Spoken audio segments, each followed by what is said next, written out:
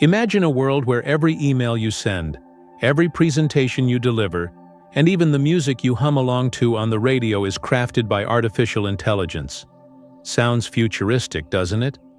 But in 2025, this isn't a sci-fi fantasy. It's our reality. From corporate boardrooms to classrooms, AI is everywhere, promising efficiency and ease. But here's the question that keeps me up at night. Are we trading our mental sharpness for convenience? Is AI, with all its dazzling capabilities, slowly dulling our brains? Let's start with something so ubiquitous, so ingrained in our daily lives that we barely even register it as a technological marvel anymore. GPS navigation. Google Maps, Waze, Apple Maps, pick your poison. They're absolute lifesavers, aren't they? I mean, I remember the days of wrestling with a giant unfolding paper map in the passenger seat, trying to decipher street names while my dad muttered about getting lost. Now, a calm, synthesized voice tells you precisely when and where to turn. Blissful. Or is it a fascinating and frankly a little unsettling study back in 2020 decided to poke at this seemingly benign convenience? Researchers found that individuals who heavily relied on GPS systems, those who outsourced their navigation entirely to the app, demonstrated a noticeable weakening in their spatial memory. This is your brain's internal compass, your ability to mentally visualize your surroundings, to build a cognitive map of a place. The real kicker: most of these heavy GPS users had no idea their sense of direction was fading. They felt perfectly competent, yet the data painted a starkly different picture. It makes you pause, doesn't it? When was the last time you consciously tried to memorize a new route, to navigate by landmarks, that quirky old bookstore, the park with the funny-shaped fountain, instead of just blindly following the arrow on a screen and the disembodied voice saying, "In 200 meters, turn left." Now here's the critical leap. This isn't even full-blown artificial intelligence we're talking about with basic GPS. It's a relatively simple algorithm, a sophisticated digital map. Yet, consistent overuse demonstrably chips away at a fundamental cognitive skill. So if a tool designed merely to guide us can have such an effect, what happens when we embrace AI that doesn't just guide, but actively thinks for us? AI that crafts our emails, ensuring the tone is just right for that prickly client. AI that solves complex mathematical equations we used to wrestle with. AI that composes music, writes poetry, or even generates legal briefs. It's like deciding, you never need to walk again because you have a self-driving wheelchair. Sure, it's easier, it's faster, but those leg muscles? They'll atrophy. They'll weaken from disuse. Our brains, those intricate networks of neurons and synapses, are no different. They thrive on challenge, on exercise. Outsource the workout, and you risk losing the strength. Let's rewind about 5 years. The world was grappling with a pandemic, and education was being turned on its head. Professor David Raffo, a veteran educator with years of experience reading student essays, the good, the bad, and the truly bewildering, started noticing something peculiar. Suddenly, the papers landing on his virtual desk were different. Essays that would typically be a mixed bag, often peppered with weak arguments, clunky transitions, and the occasional grammatical horror show, were now remarkably polished. The ideas flowed logically. The language was sophisticated. The arguments well-structured. Almost too perfect. His experienced academic gut told him something was off. This wasn't just a sudden, collective leap in his students' writing prowess. So, Professor Raffo, being the diligent educator he is, started to investigate. And the truth he uncovered was a sign of the times. His students weren't suddenly becoming literary geniuses overnight. They were leveraging emerging AI writing tools. As he astutely observed, it was the tools that improved their writing, not their writing skills. This wasn't an isolated incident, a quirky anomaly in one professor's classroom. Across universities, a silent revolution was taking place. AI was becoming the invisible ghostwriter, the uncredited collaborator, churning out A-grade essays while students, perhaps overwhelmed or just tempted by the easy way out, simply copy-pasted. Now, Raffo wasn't some Luddite railing against technology. He acknowledged AI's potential, its utility in organizing vast amounts of information, in streamlining tedious tasks, even in helping to brainstorm. But he also sounded a crucial alarm, a warning that echoes louder today. Our mental abilities are like muscles. They need regular exercise to stay strong. Think about it. If students consistently delegate the task of thinking, of formulating an argument, of analyzing a complex text, of synthesizing information, of even daring to form an original, perhaps slightly messy idea, what happens to those nascent, cognitive skills? It's precisely like deciding you're only ever going to work out your biceps at the gym because, hey, they look good in a t-shirt. You skip leg day, skip core, skip cardio. For a while, you might still look okay, but try to run for a bus or lift something heavy, or even just stand for a long period, and that underlying weakness will inevitably reveal itself. When students outsource the intellectual heavy lifting, they're not just getting an essay written, they're missing out on the crucial mental workout that builds those critical thinking muscles. And this isn't a habit that magically disappears upon graduation. This pattern of reliance, this comfort with AI doing the cognitive grunt work, has followed these students, now Gen Z employees, directly into the workplace. A recent survey paints a telling picture. Over 90% of young workers are tapping into AI tools on a weekly basis. What for? Often, it's to sidestep the mental effort of crafting an email with just the right tone, or to quickly summarize a lengthy report. On the surface, this looks like a win. Productivity metrics might soar. Efficiency is the buzzword. But dig a little deeper, and a red flag starts waving. If you're consistently letting an algorithm fine-tune your professional communication, are you truly sharpening your own ability to persuade, to negotiate, to empathize through words? Or are you, in essence, putting your communication skills on cruise control, slowly forgetting how to steer?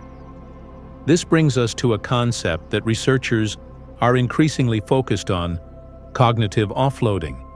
It sounds a bit technical, but it's something we all intuitively understand. It's the act of using external tools, whether it's a simple to-do list, your smartphone's calendar, or increasingly sophisticated AI, to reduce the mental effort required for a task. A 2023 study involving over 600 participants shed some serious light on this. It found that individuals who frequently used AI were significantly more inclined to rely on technology for problem-solving and decision-making, often bypassing their own critical thinking processes. It wasn't that they couldn't think, it's that they chose not to, because a seemingly easier option was available. Over time, this pattern led to a measurable decline in their ability to evaluate information critically, to discern biases, or to draw nuanced conclusions from complex data. It's like voluntarily handing the steering wheel of your brain to an AI and saying, "You take over, I'm tired." This isn't just some abstract academic concern, it has profound real-world consequences, reshaping how our society functions, sometimes with devastating results. Consider the case from 2023 in Detroit, a story that should send a chill down all our spines. Law enforcement, eager to leverage cutting-edge technology, employed AI-powered facial recognition software to identify a suspect in a liquor store robbery. The AI analyzed grainy surveillance footage and flagged Portia Woodruff, a woman who was, at the time, 8 months pregnant. Now, common sense, basic human observation, would immediately raise questions. Could a heavily pregnant woman realistically commit this kind of crime? Yet despite this glaring and obvious discrepancy, the police proceeded to arrest her, placing their trust in the AI's output over fundamental human judgment. The outcome? A wrongful arrest, unimaginable stress, health complications for Ms. Woodruff, and eventually the case was dismissed. Detroit is now facing multiple lawsuits stemming from similar incidents, all tracing back to a blind, unquestioning faith in AI. Why does this happen? Why do we fall into this trap? The answer is deceptively simple: convenience. AI is marketed to us, sold to us, as a flawless, effortless shortcut. And let's be honest, our brains are wired to love shortcuts. We're inherently driven to conserve mental energy. Just take a scroll through X, formerly Twitter. You'll see it constantly. Users asking AI to explain relatively simple posts, to summarize articles they could read in 2 minutes, rather than engaging their own minds to understand. It's undeniably tempting to let AI do the heavy lifting, especially when we're tired, stressed, or just feeling lazy. But there's a cost. The more we offload, the more we delegate our thinking, the less we exercise our innate human capacity to reason, to question, to discern truth from fiction, to connect disparate ideas. And that, my friends, is a very, very slippery slope. Each small act of cognitive offloading is like a tiny grain of sand. Alone, it's insignificant, but enough. Grains together can bury us. Let's pull the camera back a bit and look at the bigger picture. AI isn't just about the tools we actively choose to use, like an essay writer or a facial recognition system. It's also about the invisible architecture that's increasingly shaping our entire digital experience, often without our conscious consent. Think about your social media feeds: Instagram, TikTok, YouTube, even news aggregators. Complex algorithms are working tirelessly behind the scenes, deciding what content you see, what opinions you're exposed to, what products you're shown. They're curating your reality, often before you've even had your morning coffee. 20 years ago, navigating the internet was a more manual, more deliberate adventure. You had your favorite websites bookmarked. You actively sought out information. You curated your own online experience. You felt, for the most part, in control. Today, it's a different world. Algorithms curate you. Alec Watson, the insightful creator behind the YouTube channel Technology Connections, has a great term for this: algorithmic complacency. He describes it as our growing tendency to passively accept what computers decide we should watch, read, listen to, or even desire. A study from the 2020s highlighted a particularly concerning trend. Younger generations often place more trust in algorithmic recommendations than in suggestions from fellow humans, friends, family, experts. They've grown up in a world where AI-driven suggestions are the norm, so they rarely feel the need to question them, to seek alternatives, or to forge their own path of discovery. Have you ever found yourself deep into a Netflix binge, hours into a show the platform relentlessly pushed on you, only to surface and wonder, why on earth did I just spend 6 hours watching that? That's algorithmic complacency in action. You didn't actively choose it. You passively accepted it because it was easy, and the algorithm knew you'd probably click. This surrender of agency, this subtle abdication of personal choice, isn't entirely new, of course. We've had these debates before. Calculators, some argued, would dull our ability to do mental math. Autocorrect, others worried, would weaken our spelling skills. And to some extent, they were right. I bet most of us are a little slower at long division than our grandparents were, and we might rely on that little red squiggly line more than we'd like to admit. But AI is a different beast altogether. It doesn't just assist with a task. It increasingly replaces the underlying thought process. When a student uses AI to bypass the entire learning process involved in writing an essay, or when a worker relies on AI to dodge critical analytical tasks, they're not just saving a bit of time or effort. They're actively eroding their mental resilience, their ability to grapple with complexity. And in a world where AI-generated content is exploding, Amazon Web Services projected that a staggering 60% of all internet content in 2025 would be AI-made. The stakes for maintaining our own critical faculties are higher than ever. We're swimming in a sea of machine-generated information, and if we don't know how to navigate it critically, we risk drowning. And this is where the narrative takes an even more disconcerting turn. AI doesn't just have the potential to affect our individual brains. It's actively reshaping, and some argue degrading, the internet itself. In 2023, researchers at Oxford University conducted a sobering experiment. They studied what happens when AI models are trained predominantly on content that was itself generated by other AIs.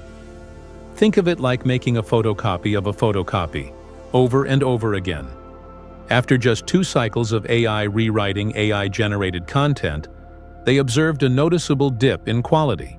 By the 9th cycle, the output was largely incoherent, nonsensical gibberish. They termed this phenomenon model collapse, a terrifying feedback loop where AI inadvertently pollutes its own data pool, distorting reality and degrading information. Quality with each successive iteration. Why should this keep us up at night? Because, as we've noted, AI is absolutely flooding the internet with content.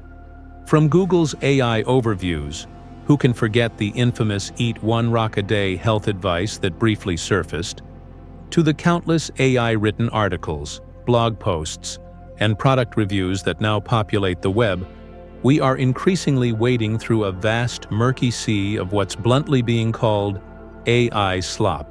A BBC investigation, for instance, discovered that over half of the AI-generated news summaries they analyzed contained significant factual errors or misleading information.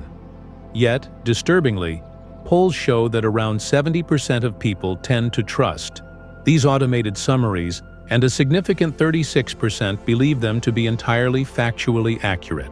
When AI gets it wrong, and it frequently does, because it's designed to generate plausible-sounding text, not to verify truth, people unknowingly absorb and spread those errors, amplifying misinformation and polluting the collective information ecosystem. This alarming trend feeds directly into the dead internet theory, a once fringe idea that's gaining unsettling traction. The theory posits that authentic human-generated content online is being increasingly drowned out by bots, AI-generated material, and algorithmically manipulated narratives, turning vast swathes of the internet into a hollow, artificial shell. If that AWS prediction of 60% AI-generated content by 2025 is even close to accurate, and if model collapse continues its relentless degradation of quality, we're facing the very real prospect of an internet that is not just riddled with inaccuracies, but is fundamentally incomprehensible, a funhouse mirror reflecting a distorted, unreliable version of reality. Imagine a future where you genuinely can't trust anything you read, watch, or hear online, not because of human bias or deliberate propaganda, though those will still exist, but because the very fabric of information has been irrevocably corrupted by AI eating its own tail. This isn't a dystopian sci-fi premise anymore. It's the precipice we're standing on in 2025. Let's bring this discussion right down to the most personal level: our long-term brain health. Dr. Anne McKee, a renowned Alzheimer's researcher, shared a statistic that is both sobering and, in a way, empowering. She noted that over 50% of individuals aged 85 and older have the underlying pathology of Alzheimer's disease, the plaques and tangles present in their brains. That's the stark reality. But here's the glimmer of hope, the part where we have agency. A high cognitive reserve can significantly delay or even prevent the symptoms of Alzheimer's from manifesting. What is cognitive reserve? Think of it as your brain's resilience, its ability to cope with damage and still function effectively. It's built up over a lifetime through engaging in mentally challenging activities, through continuous learning, through actively using your brain in diverse and complex ways. When you learn a new language, solve a difficult puzzle, master a musical instrument, or even engage in a deep, analytical debate, you're not just acquiring a skill, you're forging new neural pathways, creating redundancies and alternative routes in your brain. These pathways can then bypass areas that might be damaged by age or disease, allowing your mind to remain sharp and functional even as the physical brain ages. Now let's connect this directly to our AI discussion. If we consistently offload our critical thinking, our problem-solving, our creative efforts to machines, we are, in essence, skipping those crucial mental workouts that build cognitive reserve. It's not just about forgetting how to write a compelling essay or struggling to solve a math problem without a calculator app. It's about the profound, long-term implications for our brain health. The chronic overuse of AI, the constant seeking of the easy answer, could inadvertently leave us more vulnerable to cognitive decline later in life. Not because AI itself is inherently malicious, but because we are failing to provide our brains with the necessary challenges to stay robust and resilient. As Professor Raffo so wisely put it, it takes extraordinary discipline to resist the allure of easy answers in this AI-saturated world. The question is, are we, individually and collectively, up for that challenge? Our future mental well-being might just depend on it. Step into almost any modern office, virtual or physical, and you'll see AI in action. It's the new indispensable colleague. Employees across industries are using AI to draft emails in seconds, analyze vast data sets in minutes, summarize lengthy meetings, manage complex projects, and generally automate tasks that used to consume hours of tedious grunt work. A revealing survey of workers aged 22 to 39, primarily millennials and Gen Z, found that, without AI, over half of them would spend a good 30 minutes meticulously crafting a single important email, agonizing over tone and wording. With AI, that time shrinks to mere seconds. Businesses, understandably, are ecstatic. Productivity metrics are shooting up. Repetitive and soul-crushing tasks are being automated away, and employees are, in theory, freed up for more strategic, creative endeavors. But, as with all revolutionary technologies, there's a catch, a potential shadow side to this productivity boom. When workers lean too heavily on AI, not just for the mundane, but also for tasks that require genuine creativity, critical analysis, or nuanced human judgment, they risk the atrophy of those very skills. It's like continuously using a crutch even when your leg isn't broken. Eventually, the muscle, unused and unchallenged, will weaken. Gen Z, being the first generation to come of age with these powerful AI tools readily available, is naturally at the forefront of this trend.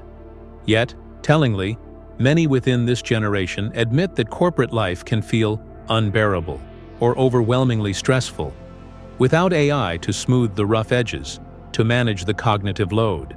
This raises a critical question. Are we genuinely working smarter, augmenting our human capabilities with intelligent tools? Or are we, in many instances, simply outsourcing our brains, becoming overly dependent on AI to do the thinking that we should and need to do ourselves? The line between helpful assistant and indispensable crutch is a fine one, and we need to be vigilant about which side we're on. It's important to remember that this anxiety, this fear of technology dulling our brains, isn't entirely new. We've been here before, albeit with different technologies. Cast your mind back to 1988. A fierce debate was raging in educational circles. Teachers, parents, and policymakers were protesting the introduction of calculators into elementary school classrooms. Their argument wasn't that calculators were inherently evil or useless. Their concern was that children needed to grasp the fundamental concepts of mathematics: addition, subtraction, multiplication, division, and develop their mental arithmetic skills before they started relying on a machine to do it for them. They weren't anti-calculator. They were pro-foundational understanding. They advocated for balance, The rise of AI demands a similar nuanced approach. AI is, at its core, a tool, an incredibly powerful and versatile tool, but a tool nonetheless. It is not, and should not be seen as, a wholesale replacement for human thinking. Professor Thomas Dietrich, a distinguished figure in computer science, offers a crucial clarification. Large language models, LLMs, the engines behind many of today's most impressive AI applications, are not knowledge bases in the way a library or an encyclopedia is. They are, in his words, statistical mimics. They are designed to recognize patterns in vast amounts of text data and generate responses that sound plausible and convincing based on those patterns. They are not designed to be inherently right or to possess genuine understanding. Think about VisiCalc, the pioneering spreadsheet program that burst onto the scene in 1979. It utterly revolutionized the world of accounting and financial analysis. Tedious, error-prone manual calculations that took days could suddenly be done in minutes. But VisiCalc didn't make accountants obsolete or dumber. It empowered them. It automated the drudgery, freeing them up to focus on higher-level analysis, interpretation, and strategic decision-making. AI has the potential to do the same for many professions, but only if we use it as a partner, an enhancer, not as a proxy for our own intellect. The real danger lies in blindly trusting AI's output, in assuming its pronouncements are always accurate, when, in reality, it's often making highly sophisticated, statistically informed guesses. Without our critical oversight, those guesses can lead us far astray. So faced with this technological tidal wave, how do we avoid the pitfalls of AI overuse? How do we ensure our minds stay sharp, agile, and resilient? It's not about rejecting AI outright. That ship has sailed. It's about cultivating a conscious, mindful approach to its integration into our lives. Here are some practical, actionable strategies to keep your brain in peak condition. Embrace daily mental challenges. Think of this as your cognitive gym routine. Don't shy away from things that make you think. Solve a crossword or Sudoku puzzle. Write a journal entry reflecting on your day, not just listing events, but analyzing your thoughts and feelings. The next time you're going somewhere new locally, try navigating without your GPS. Pay attention to street names and landmarks. Even small, consistent mental workouts accumulate over time, building that crucial cognitive reserve. Learn a new word each day and try to use it. Question AI outputs relentlessly. Never ever take an AI-generated answer at face value, especially for anything important. Cultivate a healthy skepticism. Cross-check facts with reliable, independent sources. Ask yourself, does this actually make sense in the real world? Are there any underlying biases I can detect? What information might be missing? Treat AI like a very fast, sometimes insightful, but ultimately fallible intern. It can gather information and draft ideas, but you are the editor-in-chief. Reclaim control from algorithmic curation. Be the master of your own media diet. Don't just passively consume what algorithms feed you. Actively curate your information sources. Bookmark websites of journalists and publications you trust. Follow creators and thinkers who challenge your perspectives, not just those who reinforce them. Use RSS feeds to get direct updates from sources you value. Make a conscious decision about what you want to see, read, and learn, rather than letting a recommendation engine dictate your intellectual journey. Learn before you automate. This is especially crucial for students and professionals developing their skills. Before you lean on AI to perform a task, make sure you understand the fundamentals of how to do that task yourself. If you're learning to code, write the basic functions yourself before asking AI to generate complex scripts. If you're a marketing student, learn how to write a press release or a campaign strategy from scratch before using AI to draft one. It's like learning the rules of a game before you try to use cheat codes. Foundational knowledge provides context and allows you to use AI more effectively and critically. Use AI as a lever, not a crutch. This is the golden rule. Let AI handle the genuinely repetitive, time-consuming, or data-intensive tasks that bog you down. Use it to summarize meeting notes, to find patterns in large data sets, to draft initial outlines. But when it comes to the core of your work, the creative ideation, the strategic thinking, the ethical decision-making, the nuanced communication, that's where your human brain needs to take the lead. Your brain will thank you for the workout, and the quality of your work will reflect it. This journey through the expanding landscape of AI's influence on our lives brings us back to a profound and timeless truth, one famously articulated by René Descartes centuries ago. Cogito, ergo sum. I think, therefore I am. This isn't just a dusty philosophical assertion. In the age of artificial intelligence, it's a vibrant, urgent call to action. Our ability to think critically, to reason independently, to create originally, is not just what defines our intelligence, but what underpins our very humanity. AI holds incredible potential to amplify our capabilities, to solve complex problems, and to open up new frontiers of discovery. But it can only achieve this positive potential if we remain firmly in the driver's seat, consciously guiding its development and its application. The risk of mental atrophy, of a gradual dulling of our cognitive faculties through over-reliance, is undeniably real. But equally real is our innate human capacity to adapt, to learn, and to rise to new challenges. For myself, exploring this topic has been a wake-up call. I've started to more consciously question when I reach for an AI tool. Is it for genuine efficiency on a mundane task, or am I simply avoiding the mental effort of a more complex one? It's a daily practice of self-awareness. The lesson, I believe, is one of balance. By judiciously integrating AI's power with our own sustained cognitive effort, by choosing challenge over convenience when it truly matters, we can navigate this new era. We can build a future where technology enhances, rather than erodes, our uniquely human qualities. So, what's your take on all this? Are you consciously using AI to save time and boost productivity?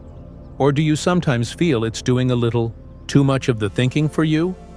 What strategies are you employing to keep your mind sharp and engaged in this increasingly AI-driven world?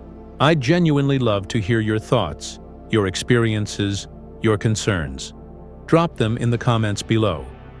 If this exploration sparked your curiosity and got you thinking, please consider subscribing to Top Niche Market. We're committed to bringing you more deep dives into the technologies that are shaping our lives and our future. Wishing you all good health, clear thinking, and a wonderfully engaged mind. See you in the next episode.